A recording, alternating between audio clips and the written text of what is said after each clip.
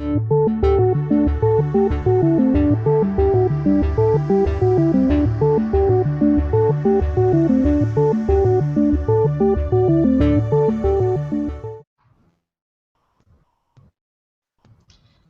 next speaker is Zinnia Jones. She is a writer and video blogger. She is a secular trans feminist. Zinnia is currently working on her video series, Gender Analysis, where she takes a deeper look at the experience of living as a trans person, informed both by contemporary research as well as her own experience and the experience of other trans people. For your questions for her talk, you can direct them at SojoCalCon on Twitter. You can take it away, Zinnia. All right. Well, hello, everyone. As they said, I'm Zinnia Jones. I've been publishing my work on YouTube and free thought blogs for several years now. I've been covering secular and LGBT topics. I am very honored that the U of C Freethinkers have invited me here. And most recently, my focus has been on transgender issues. I've been transitioning for a couple years now, and I've been covering this topic like I would pretty much any other aspect of my life, just telling the internet pretty much everything I think about it. And I've done a lot of research on it because it seemed like no one else could really tell me all the things that I wanted to know about going through this. So that's a gap I felt I should try to fill by sharing what I've learned with a wider audience. Now if I can just pull up my PowerPoint here. Okay. My talk today is essentially about that. It's about basic awareness of trans-related things, and specifically the positive or negative effects that this can have on trans people's self-understanding and self-realization. It's the process of coming to know that they're trans. I believe that by studying and targeting the factors involved in this, we can actually help facilitate trans people's personal development on both an individual and societal scale, or to put it simply, spawn more trans. When reading through trans people's descriptions of their early sense of their gender, there's a very common theme. They often think that they're the only person in the world who feels this way. One woman stated as she began high school, "At that time, I thought I was alone in the world." Another person said, "I guess back then I felt a freak because there was no one I knew who was like me." And it keeps going like that. When I was much younger, I felt like the only one in the world. Until I found out there were others, I knew I was alone. I thought I was the only one in the world that was going through this. I didn't know about hormones yet. I didn't know what SRS was. I didn't know what the procedure was. Some of these quotes are from people who grew up in the 60s or 70s. Some are from later. That last one is from a teenager who was interviewed last year. And this is an ongoing issue. Now, are they the only ones in the world? Far from it. Estimates of prevalence from the Diagnostic and Statistical Manual of Mental Disorders have stated that trans women are 1 in 30,000 people, and trans men are 1 in 100,000, which would imply that there are only about several thousand of us in the United States. But more recent research has shown that this is off by a couple orders of magnitude. A study in 2011 estimated that there are about 700,000 trans adults in the US. That's about the same size as the population of Winnipeg or Seattle. If you extrapolate this figure to the global population, there are about 16 million of us. That's almost half the size of Canada. So what's going on here? When there are 16 million trans people around the world, what is making people think that they're the only one who feels this way? And in large part, there's just not enough cultural awareness that being trans is a thing. People haven't learned that their experiences are not an isolated anomaly, but just an instance of a very widespread phenomenon. Trans people have often said that they didn't know there were even words for this. They've said, I didn't know of trans as a word or definition. I didn't know that I was transgendered or transsexual at an early age because I had never come across those terms. And when people don't know of any conceptual structure to fit their experiences into, their feelings can often just seem confusing until they find a way to make sense of this. This gap in time here between becoming aware of these feelings and putting a name to them has actually been measured. A survey of trans people in 2010 found that they became aware of their own gender variance in some sense at an average of about 8 years old. But it took until they were about 15 years old before they actually learned words like transgender or transsexual. And another study of trans youth from ages 15 to 21 reported they knew they had some kind of gender discordance at an average of about 10 years old. But it took them until about age 14 to realize the term transgender applied to them. This is a gap of years between knowing there's something different about their gender and knowing that there's a word for it. It takes people time to stumble upon this and realize it fits them. So, what are some of the moments that spark this realization? Some trans people have cited media coverage of Christine Jurgensen in the 50s or Renee Richards in the 70s, and others were first exposed to the concept via literature from trans organizations or images of trans people in adult magazines. What's interesting is that the age at which trans people learn of the idea has been decreasing. People who grew up in the 50s and 60s, they heard these terms at an average age of about 20, but this later decreased to an average of about 14 years old. I can just get that there. So what influenced this? Decades ago, access to transitioning through the medical system was extremely restricted. At one point, hospitals turned away thousands of people who applied for surgery. They accepted only a handful. And to make it even worse, doctors would often only treat those trans women who looked the most conventionally feminine. And since they hadn't yet been allowed to access any treatments, this made it something like a catch-22. They were expected to be heterosexual, to have a lifelong history of exaggerated feminine behaviors, to the point of being almost offensively stereotypical. Those who were allowed to transition were told to keep their history a secret for the rest of their lives. They often had to quit their jobs, move to a place where nobody knew them, and they were taught to come up with false pasts to serve as substitute life stories. So for decades, there were fewer of us who were able to transition and fewer of us who could be open about it, and it's taken the medical community a disappointingly long time to realize that not all of us take on stereotypical gender expressions and gender roles, and many of us aren't okay with just giving up the lives we've made for ourselves. Now, another factor that started to open things up for us was increasingly widespread internet access. This gave people the opportunity to set up their own online resources, connect with other people who have similar interests, and this held a lot of advantages over older forms of media, private in-person support groups. There could be millions of us out there, but we're still pretty sparsely scattered. There might be only a handful of us in some smaller towns. And openly considering transition comes with serious social risks, as does being out, and this can keep us apart from one another. But online, we just reach out to people around the world without the danger of having to reveal our names or identities. We can search for information, explore all these topics without having to commit ourselves to a certain label.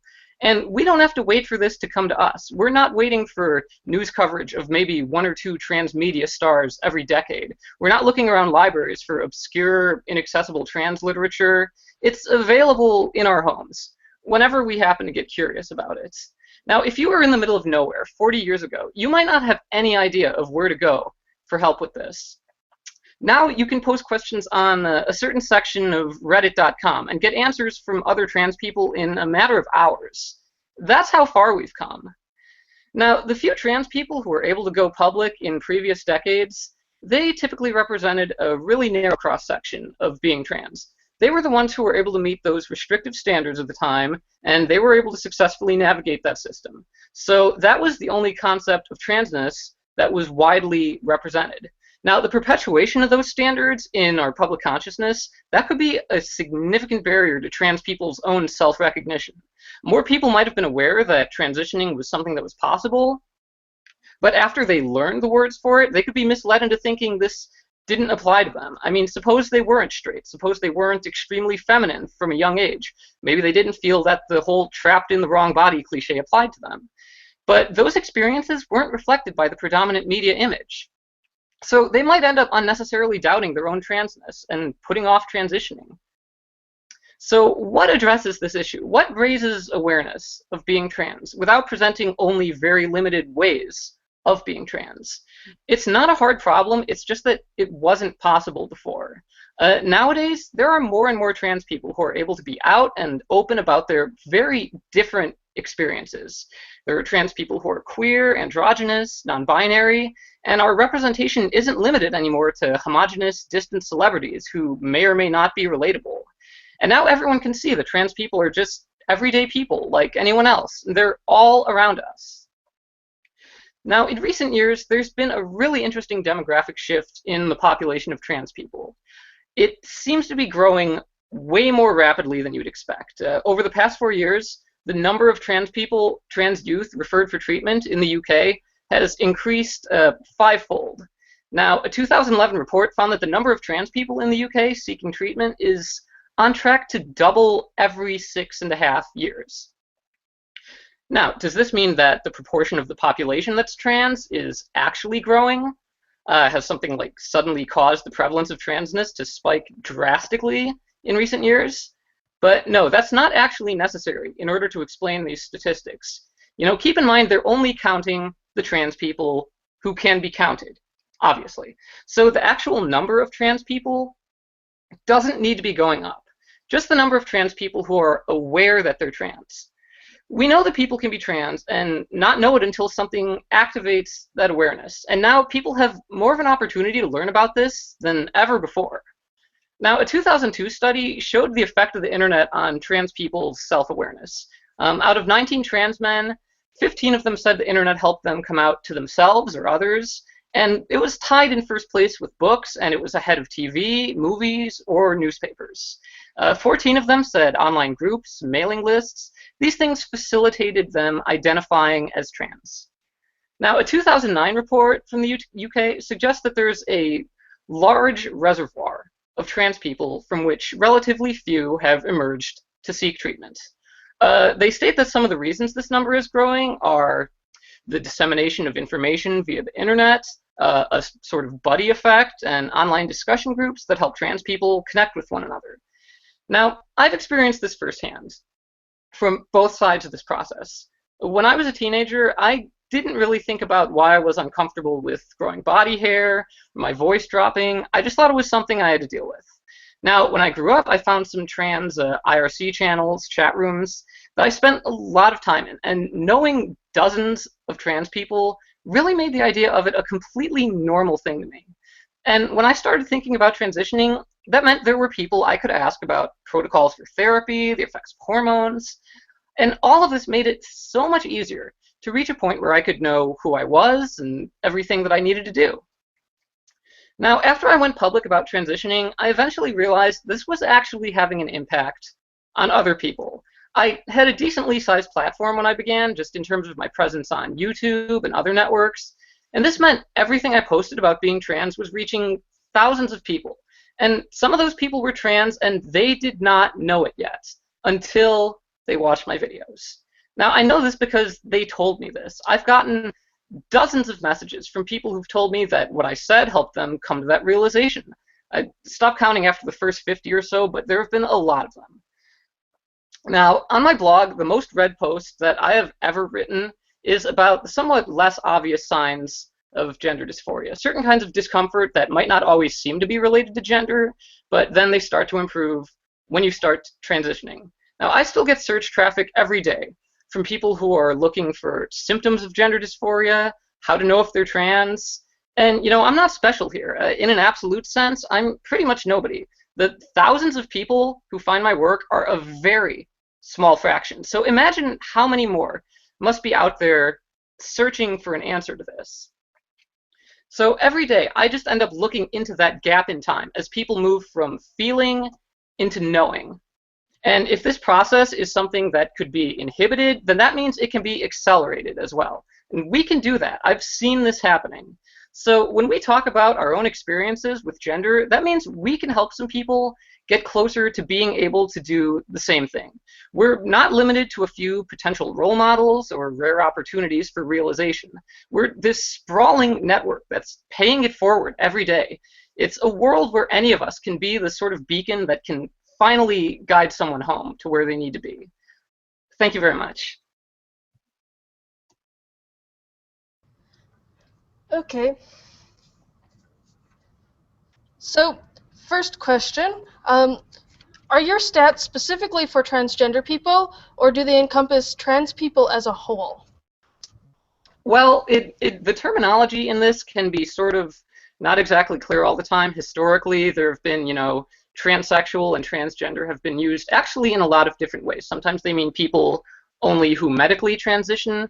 Sometimes they mean a sort of umbrella term of people who might identify as another gender, or even as broad as, people who are just not conventionally masculine or feminine, or people who are drag queens or whatever. But it really depends on how you apply the label. Typically, these studies did apply to people who were interested, in transitioning, and so those were usually the populations that were studied. They were people who had taken some steps to transition in their everyday life.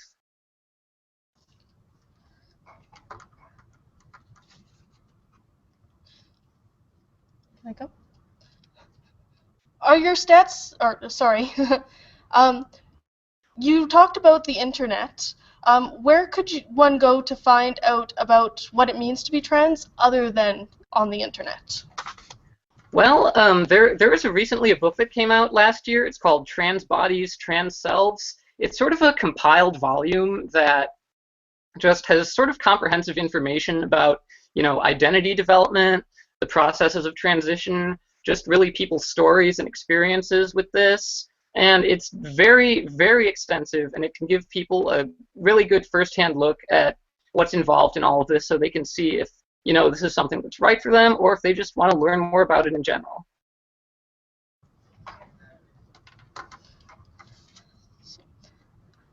What's some advice you would give to somebody who thinks they might be trans but doesn't know for sure? Well, I would say that this is definitely something to sort of explore and experiment with at your own pace. I had just a sort of lag time of years where I just sort of worked to kind of feel out my gender and just take it a little bit of a step at a time and see what I was comfortable with, and just move ahead very slowly and see what worked for me, what didn't. And after a long enough time of that, I ended up being pretty confident that, after all this time, I was just ready to go ahead and live my life as a woman, and that was what was right for me. So there's really no rush here. I mean, if you're not certain about all this, then you don't have to rush into it. You just should just do what's comfortable for yourself and take it at your own pace. That's what I would recommend. Okay. Should we be talking about gender dysphoria in schools? How early is too early? Well, I would definitely say so. I mean, if we talk about gender in schools, children already know that they're boys or girls at the age of 5 or 6. Kids are aware of gender back then. And so gender dysphoria is totally something that should be taught, in health classes as a very basic thing. And I would say from a young age, from everything I've read, it would really help a lot of people to know about these things from a young age, to know that there is a word for them, that this is something that a lot of people experience, and that there are options for dealing with this. There are ways that they can live, the life that they want to live. And this could, give people the kind of hope that they might not have once upon a time thought that there even was. There are so many people who have spent, decades in a sort of limbo here, not knowing if there was anything that could be done, not knowing what to do. Imagine if you could just go back in time and prevent someone from having to go through all that. So I feel it's very important. You talked about your own process of going from finding out that you're transgender. What did your process look like? And we only have about 10 minutes, so try and be short with it. Okay. Well, for me, I found, around age 19 or so, that I was experimenting a little bit with just little feminine additions to my appearance. Just makeup, things like that. And I realized this was actually a more comfortable way for me to present myself. I didn't see it as, an identity thing or a gender thing. It was just an interesting way to look. But, as time went on, I realized that I was getting more comfortable with this. This wasn't just some flamboyant act to put on necessarily. It was just something I was comfortable with in everyday life. I was comfortable, being referred to as a woman, people using female pronouns for me, taking a female name, things like that. And so I just found that it was easier to relate to people as a woman in relationships and everything like that. And just, I preferred it over being seen as a man. I increasingly felt that, being treated like a man was making me uncomfortable, and being treated like a woman felt okay. And, in personal, intimate relationships, things like that, I really realized that being a woman made me more comfortable and at ease with all of this. That was a pretty serious breakthrough for me. It actually helped me to have, serious, good relationships, close relationships with people for probably the first time in my life. And I would say once I got started on estrogen, that was a serious moment of realization. I mean, in the lead up of that, I had to, realize that I was ready to commit to this as pretty much a lifelong thing. But after I actually tried it, I realized it was actually even better than I thought it would be. It really helped me with depressive and anxious symptoms that I had dealt with for pretty much my whole life. And that was very unexpected. And that really just helped me realize that this really is something that is not just right for me, not just something that's like obligatory or anything like that, but actually good and beneficial and actively better for me. It was better for me to go through life like this. So it was a slow process. It took a few years, from about like 2008 when I got started experimenting to about, say, 2012 or so when I got started actually, medically transitioning through that whole process. But that was just my experience with it, and I'm glad that I took it at the pace that I did. I'm glad that I gave myself that time to feel things out and explore and not rush ahead of myself, but just to be pretty certain about myself every step of the way until I finally ended up at where I needed to be. Thanks, Zinnia. That's the last question we have time for. So thanks for joining us at Social Cal, and we look forward to watching more of your videos. Absolutely. Thank you very much for having me.